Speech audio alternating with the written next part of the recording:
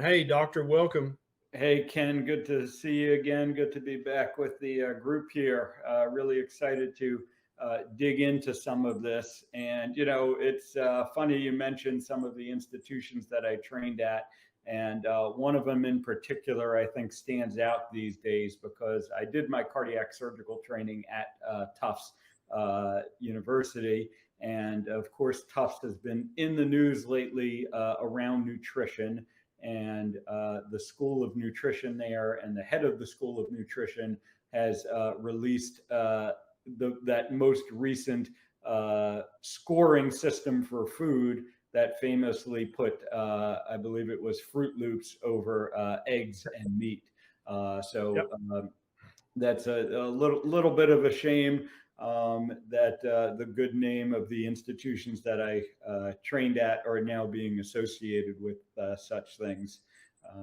I Yeah. And Dr. Ovadia is talking about the food compass yeah, that is recently released by the Friedman School of Public Nutrition or Nutrition and Public Policy.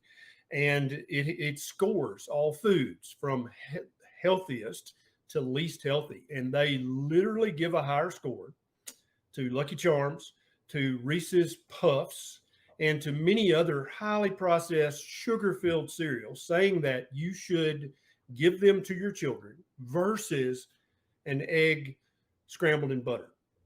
That is going to be a healthier choice for your children. Now, some people find it a bit conspiratorial, Dr. Ovadia, that the Tufts School of Nutrition and Public Policy takes large checks, and they call them donations from Kellogg's and Kraft Heinz and Mondelez and General Mills and Post cereals.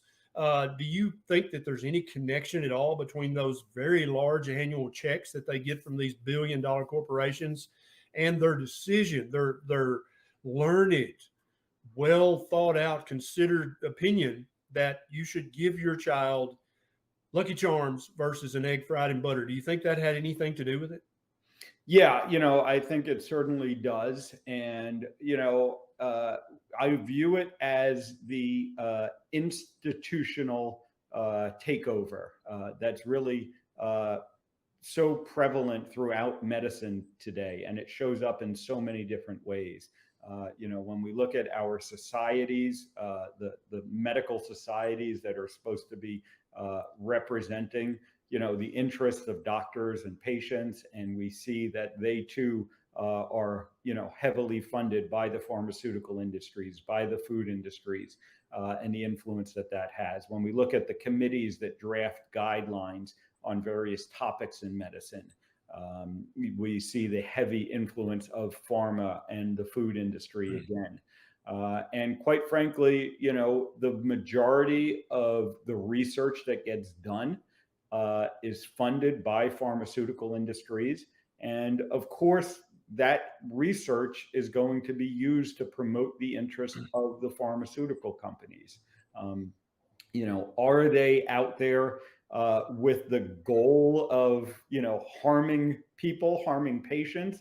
I wouldn't take it to that level, but I think it's just they're representing their own interests, and the bias, quite frankly, they probably don't recognize the bias. They think they're doing good. I do believe that most people have good intentions. They just are so blinded by the system that they are trapped within that they can't see the possibility that they might be wrong about some things.